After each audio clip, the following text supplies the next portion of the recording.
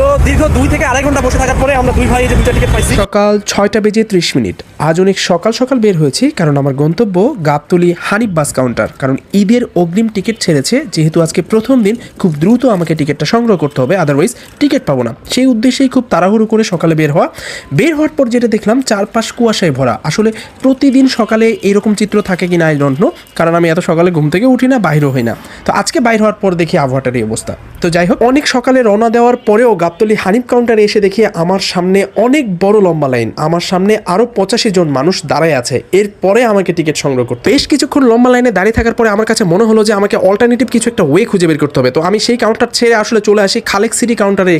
এখানে আসার পরে দেখি এখানেও লম্বা লাইন, বাট সেখানকার চাইতে কম। আমি 34 নাম্বার একটা সিরিয়াল পাই, আমার সামনে আরো 33 জন মানুষ দাঁড়ানো আছে। দীর্ঘক্ষণ ধরে বসে আছে আর ভাবছি আমার সিরিয়ালটা কখন আসবে। তো আমরা যারা উত্তরবঙ্গের মানুষ আছি ভাই, ঈদ সিজনে আমাদের কিন্তু টিকিট নিয়ে প্রচুর ভোগান্তি শিকার হইতে হয়। এখানে আসার পরে আমার এক এলাকার ভাইয়ের সাথে পরিচয় হয়, তিনিও আসলে টিকিট খুঁজছিলেন। তো যাই হোক, দুইজন মিলে চেষ্টা করছিলাম যে 4টা টিকিট যেভাবে হোক আজকে সংগ্রহ করতেই হবে। প্রায় 2 ঘন্টা বসে থাকার পরে ফাইনালি আমার সিরিয়ালটা আসে এবং ফাইনালি আমরা দুইজন মিলে 4টা টিকিট পেতে সক্ষম হয়। তো যত ঝামেলাই হোক না কেন, সব শেষে যে টিকিটটা পেয়েছি, এটাই আলহামদুলিল্লাহ।